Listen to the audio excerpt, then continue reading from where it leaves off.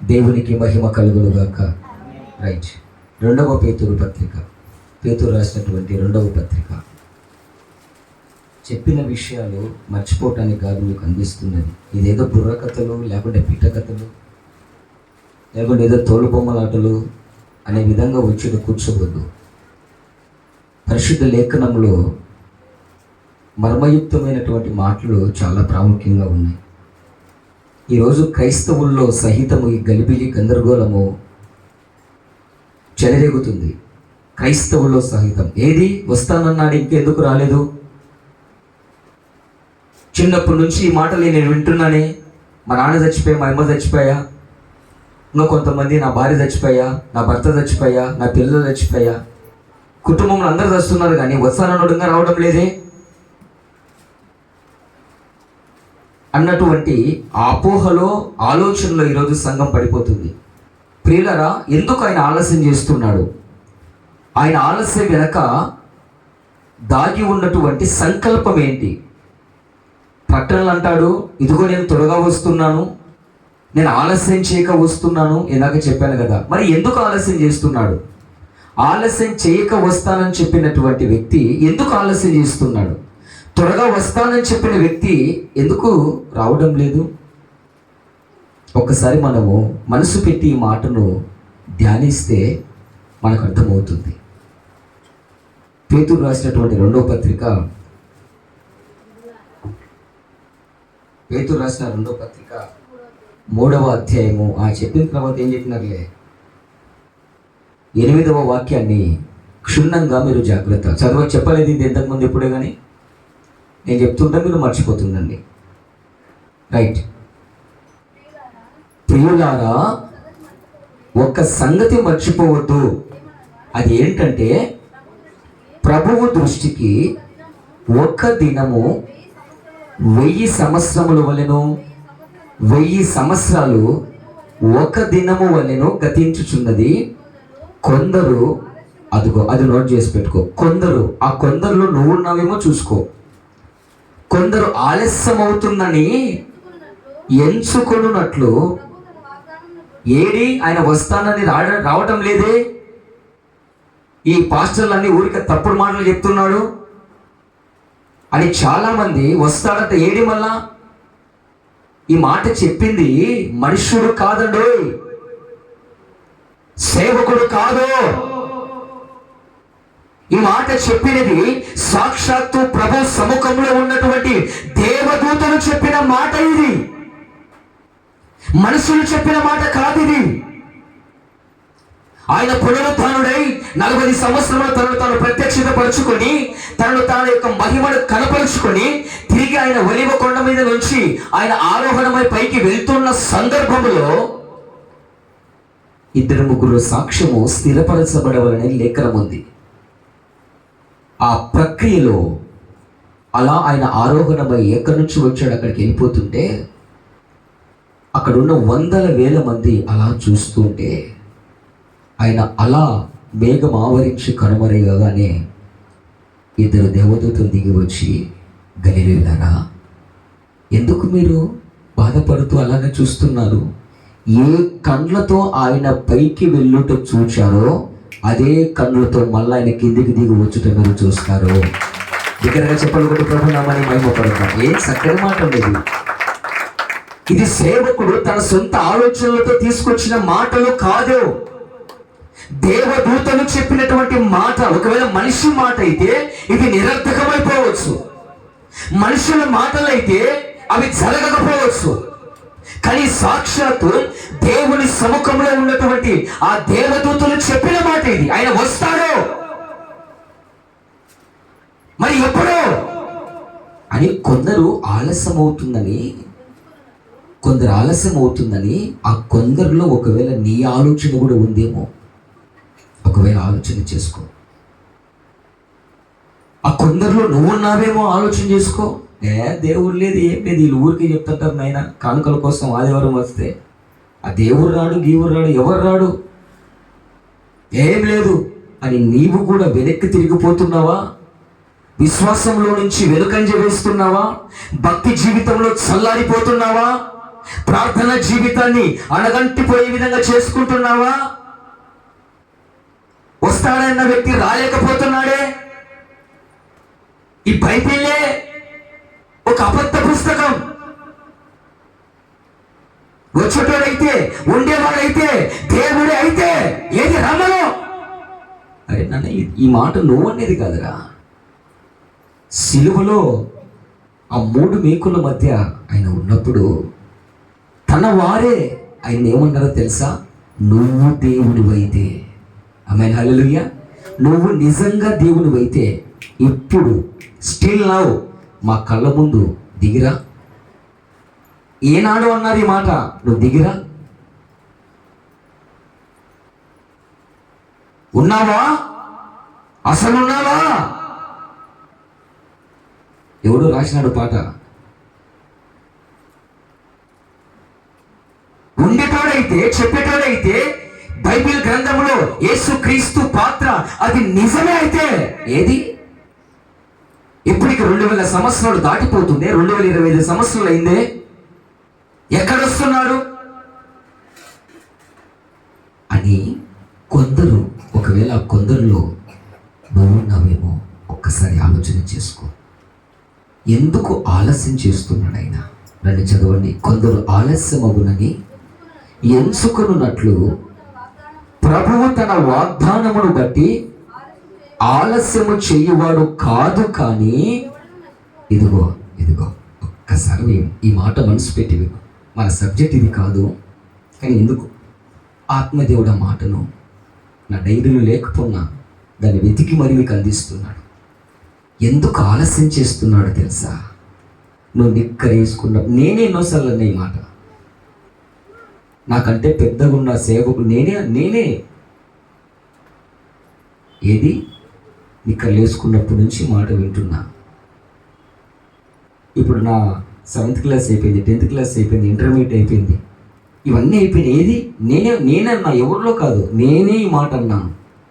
ఈరోజు నేనే ఈ మాట అన్న అదే మాటను పట్టుకొని ఆయన ఎందుకు ఆలస్యం చేస్తున్నాడో అదే మాట వల్ల నా నోటి నుంచి సంఘానికి తెలియపరుస్తున్నాడు దేవుడు.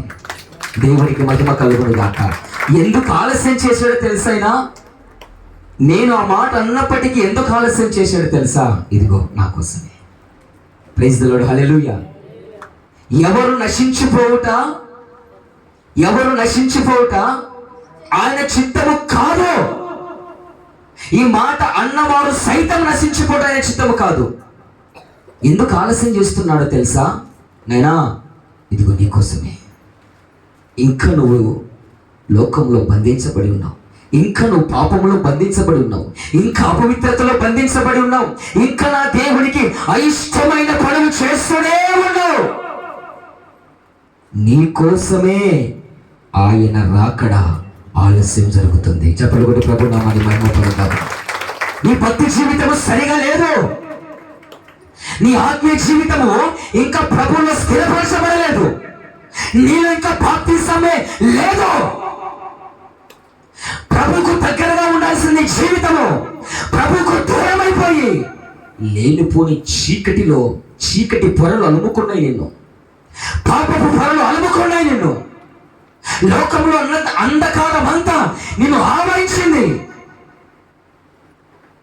ప్రభు నిన్ను చూసినప్పుడు నిన్ను పోగొట్టుకోలేక నీకోసమే ఈ రాకడ ఆలస్యం చేస్తున్నాడు. నీకోసమే. ఏ ఒక్కరూ నశించిపోవుట ఆయన చిత్తము కాదని, నశించిపోయే గుంపులు ఎక్కడ నువ్వు ఉంటావో నన్న ఆలోచనకర్త అయిన దేవుడు నీ మనస్సుని ఎరిగి నువ్వు ఆయన మీద ఎంత రంకెలేస్తున్నా, ఆయన మీదికి ఎంత కాలు దూవుతున్నా, ఆయనను ఎన్ని అనరాని మాటలు అంటున్నా, నా దేవుడు కోపగించుకోకుండా నీ మీద కోపించుచునే తన వాత్సల్యమును చూపించే దేవుడు. నేను ప్రకటిస్తున్న నజరేయుడైన యేసయ్య కోపించిన తన వాత్సల్యాన్ని నీ మీద చూపిస్తున్నాడు. ఆ వాత్సల్యం ఏం చేస్తుందంటే నిన్ను చూస్తూ అపవిత్రతకు తీసుకొని పోనివ్వడు. చూస్తూ నేను నరకాగ్ని గుండానికి తీసుకొని పోనివ్వడు. నీ కొరకు ఆలస్యం చేస్తున్నాడు. ఈ రోజు నుంచి ఈ మాట గుర్తుపెట్టుకో, నీ మైండ్లో ఫిట్ చేసుకో. ఎందుకు ఆలస్యం చేస్తున్నాడు? ఓహో, ఇంకా నా జీవితము సరిలేదా? ఇంకా నేను ప్రభు విషయంలో ఎక్కడో తప్పుద్రోవ పడుతున్నానే, ఇంకా నేను దేవునికి ఎక్కడో దూరం చేసుకున్నానే. యేసుక్రీస్తు ప్రభు వచ్చి తండ్రికి దూరమైన నన్ను తిరిగి ఏకం చేస్తే, ఈ ఏకబంధములో నువ్వు ఉండకుండా ఈ లోకంలో ఉన్నవాడు లేనిపోని చీకటి, అపవిత్రత, అంధకారం అంతా నీకు నేర్పి దగ్గర చేసిన నిన్ను మరలా తండ్రికి దూరం చేశాడు చూడు. ఆమేన్, హల్లెలూయా. దేవునికి మహిమ కలుగును గాక. దేవునికి దూరం అయిపోయిన నీవు మరలా తిరిగి దేవునితో దగ్గర వస్తావని ఉద్దేశముతో నీ కొరకు ఆయన వెయిట్ చేస్తున్నాడు, ఎదురు చూస్తున్నాడు. అందుకే అంటాడు యెషయా గ్రంథంలో, నువ్వు ఇంకా లోబడకుండా ఉన్నావు, లొంగకుండా ఉన్నావు. ఎన్నిసార్లు వాక్యాలు వింటున్నా, ఎన్నిసార్లు ఉపదేశాలు వింటున్నా, మెడ వంచని వాడిగా, మెడ వంచని దానిగా ఉన్నావు. మంచిది కాదు. భయంకర దినాల్లో ఉన్నాం, రాకడ దినాల్లో ఉన్నాం. ఇందాక ఆరాధనలో చెప్పినట్లు ఆయన లేని జీవితం ఎప్పుడు, ఎక్కడ, ఎలా అంతమైపోతుందో తెలియదు. కాబట్టి నీ కొరకు ఆయన ఆలస్యం చేస్తున్నాడు. నువ్వు బాప్తీసం లేకుండా చచ్చిపోకూడదని, రక్షణ అనుభవం లేకుండా చావకూడదని, నీలో ఏదో ఏ క్వశ్చన్ ఎక్కడో మంచి అన్నది దాగి ఉంది.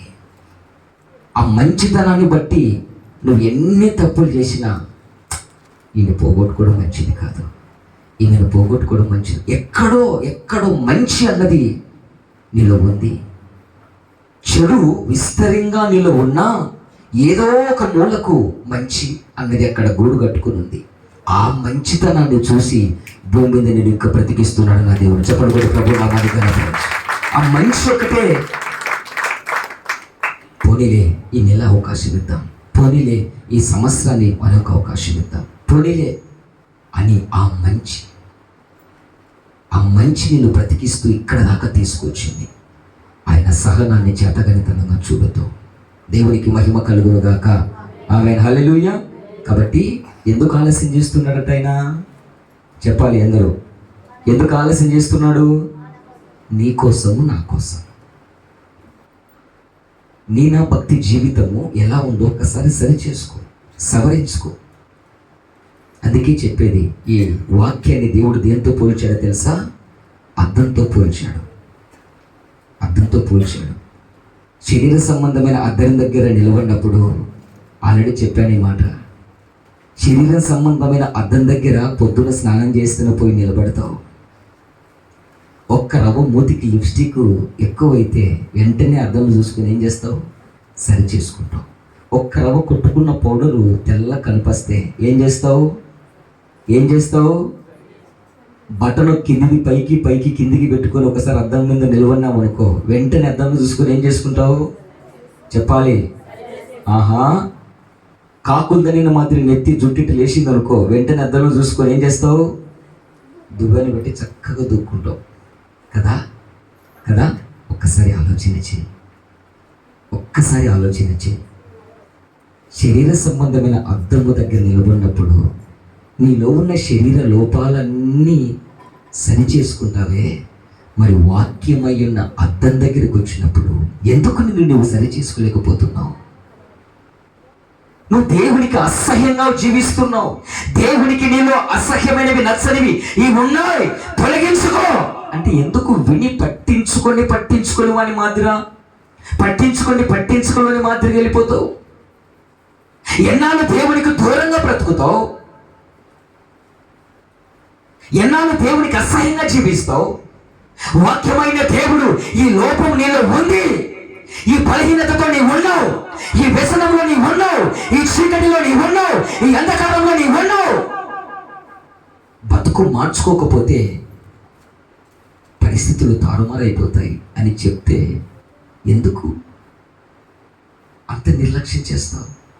శరీర సంబంధమైన అద్దం ముందర నిలబడినప్పుడు అది చెప్పిన వెంటనే సరి చేసుకుంటావే. అదిగో చీర బాగాలే చూడమ్మా అంటానే కుర్చీలు మరలా మొగుని విలిపించుకొని, బావా ఒకరా పట్టుకుందరా, ఈ కుర్చీలు చక్కగా నిలవలేదు,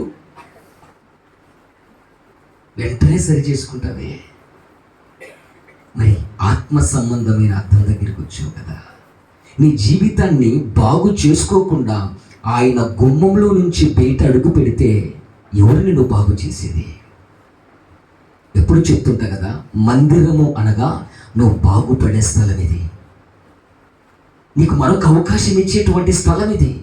ఇక్కడికి వచ్చి, మందిరానికి వచ్చి, వాక్యాన్ని విని, ఉపదేశాన్ని విని, బ్రతుకు మార్చుకోకుండా నువ్వు బయటికి తిరిగి వెళ్ళిపోతే నువ్వు ఎవరివో ఒకసారి ఆలోచన చేసుకో. నేను బాగు చేసే స్థలం, నువ్వు బాగుపడే స్థలం, ప్రభువుకు అత్యంత సమీపముగా నిన్ను చేసే స్థలం ఇది. ఇక్కడికి వచ్చి కూడా నీలో చావవలసినవి చావకపోతే, దేవుడికి వ్యతిరేకమైనవి నీలో నుంచి తొలగిపోకపోతే, ఇక నిన్ను బాగు చేయడం ఎవరి తరము కాదు. ఇది ఆత్మ సంబంధమైన అర్థం. ఆత్మ సంబంధమైన అర్థం దగ్గరికి వచ్చి నువ్వు నిలబడ్డావు, నీ ఆత్మ పరిస్థితి ఏ విధంగా ఉందో చూసుకో. కాబట్టి ప్రియులరా, నీ కొరకు నా కొరకు ఆయన ఆలస్యం చేస్తున్నాడు. కాబట్టి సరి చేసుకుందాం, సవరించుకుందాం. దేవునికి విరుద్ధమైన స్థితులు ఏదైనా ఉంటే మనకిచ్చిన ఆయుష్ దినాల ప్రకారమడే. ఎప్పుడు మీతో చెప్తుంటా, మనిషి బ్రతుకు మార్చుకోవాలన్నా, ఇష్టానుసారంగా బ్రతకాలన్నా, తన జీవితంలో, తన శరీరంలో దేవుడిచ్చిన ఊపిరి ఆత్మ ఉన్నంతసేపే. ఆ ఆత్మ కాస్త నీ శరీరంలో నుంచి వెళ్ళిపోతే నువ్వు ప్రార్థన చేయాలన్నా ప్రార్థన చేయలేవు, వాక్యం చదువుదామన్నా వాక్యం చదవలేవు, మందిరానికి వెళ్దామన్నా మందిరానికి వెళ్ళలేవు. ఒక భక్తిపడు పోటుమొగుడు నరకంలో నుంచి వాడు ప్రార్థన చేస్తున్నాడు. వారి జీవితాలు 70-80 సంవత్సరాలు దేవుడు పొడిగిస్తే వాడు చేసినటువంటి అతి భయంకరమైన పని ఏంటో తెలుసా? అతి నీచమైన పని ఏంటో తెలుసా? వారి బ్రతుకులు ఏనాడు ప్రార్థన చేయలేరు, వారి బ్రతుకులు ఏనాడు తనకు సహాయం చేయలేరు. తను జీవించిన జీవిత కాలం అంతా తిరుగుతూ, సాగుతూ, సుఖించుతూ ఎంజాయ్ చేశాడు లైఫ్ అంతా. ఇప్పుడు పాపం నంగబుచ్చిలాగా ఈ వ్యక్తి చచ్చిపోయి నరకంలోకి వెళ్తే, అల్లంత దూరాన ఆ దరిద్రుడు లాజరు చనిపోయి అబ్రహాము రొమ్మున కూర్చుంటే ఇతనికి ఒక ఆలోచన వచ్చింది. అయ్యా నాకు ఒక్క అవకాశం ఇస్తావా? Let me give one chance for me. ఎందుకు నాయనా? నాకు 5 మంది అన్నదమ్ములు ఉన్నారయ్యా, 5 మంది ఉన్నారయ్యా. నరకములో నుంచి ఒకడు వెళ్ళి సువార్త చెబితే కానీ వాళ్ళ ఇంటెన్షన్ అర్థమైందా? చదివినారు, ఎన్నోసార్లు చదివింటారు కదా. బతుకున్నప్పుడు ఏనాడు ప్రార్థన చేయలేదు, బ్రతుకున్నప్పుడు ఏనాడు మందిరానికి వెళ్ళలేదు, బ్రతుకున్నప్పుడు బైబిల్ చెప్తూ సువార్త ప్రకటిస్తుంటే విని విడిచిపెడుతున్నారు, చావగొడుతున్నారు. బతుకున్నప్పుడు దేవుని విలువ నీకు తెలియకపోవచ్చు, బ్రతుకున్నప్పుడు సువార్త విలువ నీకు అర్థం కావటం లేదు, బ్రతుకున్నప్పుడు నీ చెవులకు సువార్త వినబడుతుంటే, సేవకులు కనబడుతుంటే చంపగలుగుతున్నావు. సేవకులు చంపచ్చు, సేవకుడిలో ఉన్న సువార్తను చంపడం నీ చేత కాదు.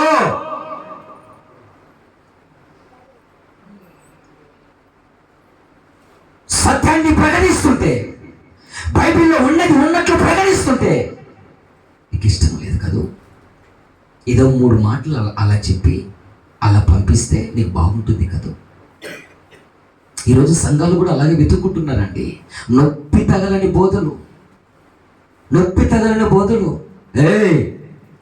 మేము ఎట్లుంటే నీకేమి, మీకు ఇవ్వాల్సింది ఇస్తున్నామా లేదా? చెప్పాల్సినవి ఏదో నా ఎగ్గు చెప్పుకుంటూ వెళ్ళు. నొప్పి తగలకుండా ఈరోజు బోధకు అలవాటు పడుతున్నారండి. దురద చెవులు గలవారైపోతున్నారండి ఈరోజు సంఘ బిడ్డలు.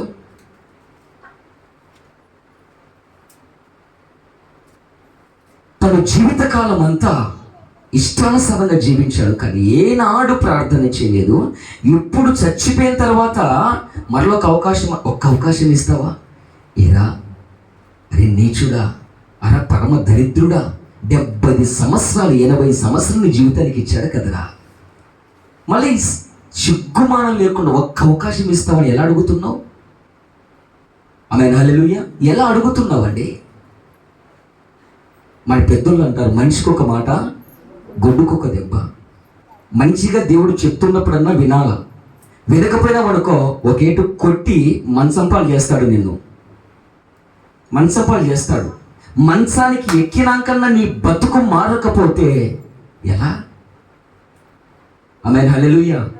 ప్రకటన గ్రంథంలో అంటాడు, నేను దానికి సమయం ఇచ్చి తిని, బ్రతుకు మార్చుకోవటానికి సమయం ఇచ్చి తిని, తనకిచ్చిన సమయంలో, తనకిచ్చిన టైం పీరియడ్లో బ్రతుకు మార్చుకోకుండా దేవుడు బ్రతికిస్తున్నది ఒక ఉద్దేశము చేత అయితే తను బ్రతుకుతున్నది ఒక ఉద్దేశం చేత బ్రతుకుతున్నాడు ఈరోజు. ఆ ధనవంతునికి ఎంతో సమయాన్ని ఇస్తే మరలా వెళ్ళి ఆ నరకంలో ఒక్క అవకాశం ఇస్తావా, నేను వెళ్ళి సువార్త ప్రకటిస్తానంటాడు. వీడు సువార్త ప్రకటిస్తారు దేవుడికి, తన ఇంటి వాళ్ళకి. బతుకున్నప్పుడు ఇంట్లో ఏనాడు కూడా శాంతి సమాధానంతో లేదు. వీడు వెళ్ళి సువార్త ప్రకటిస్తే ఇంట్లో వాళ్ళు మారుతారట. నా ప్రియులారా, పరిస్థితులు చేదాటిపోయిన తర్వాత ఏం చేయలేము. అందుకే అన్నాడు భక్తుడు, ఇదే సమయము, ఇదే రక్షణ దినము, ఇదే అనుకూల సమయం, నీ దీపము వెలుగుతుండగానే నిన్ను చక్కబెట్టుకో. పాతకాలంలో పొద్దు కూకే లోపు అన్నీ ఎక్కడ సరి చేసుకొని పండుకుంటప్పుడు ఆ లైటో ల్యాంతరో బుడ్డో ఆర్పేసి పడుకుంటాం. ఆ దీపం వెలుగుతున్నప్పుడు చకచక వారు చేయాల్సిన పనులను చేసుకుని పడుకున్న లోపు లైట్ అంతా ఆఫ్ చేసేస్తారు ఆ దీపాలు. ఈరోజు నీ జీవితాన్ని ఒకసారి సరి చేసుకో. ఎన్నిసార్లు చెప్తున్నా, నీ మతం నీదే, నీ వారం నీవే. జీవిస్తే ఎలా? దేవుని సన్నిధికి వచ్చి, దేవుని మందిరానికి వచ్చి నువ్వు బ్రతుకు మార్చుకోకపోతే నీ కొరకు ఒక ప్రమాదం పొంచి ఉందయ్యా. నీ కొరకు ఒక ప్రమాదము ముందు కాపెట్టుకొని ఉంది. కాబట్టి జాగ్రత్త. ఎందుకు ఆయన ఆలస్యం చేస్తున్నాడో తెలుసా? ఎందుకు ఆలస్యం చేస్తున్నాడో తెలుసా? మన కొరకే. ఇంకా మనము తెలుసుకోవలసినవి ఎన్నో ఉన్నాయి, నేర్చుకోవలసినవి ఎన్నో ఉన్నాయి. నీకు తెలిసిన బోధే నీకు తెలుసు, నువ్వు అలవాటు చేసుకున్న ఇది మాత్రమే తెలుసు. సబ్జెక్ట్ ఎంతో ఉంది. అందుకొరకు ఆయన లేట్ చేస్తున్నాడు, అందుకొరకు ఆయన ఆలస్యం చేస్తున్నాడు. నువ్వు భక్తి చేస్తూ చేస్తూ ఆ భక్తి నిన్ను పరలోక రాజ్యానికి తీసుకుపోకుండా నువ్వు చేసిన భక్తి నిన్ను పాతాళానికి తీసుకెళ్తే దానివల్ల ప్రయోజనం ఏముంది చెప్పండి? ఆమేన్, హల్లెలూయా. దేవునికి మహిమ కలుగును గాక.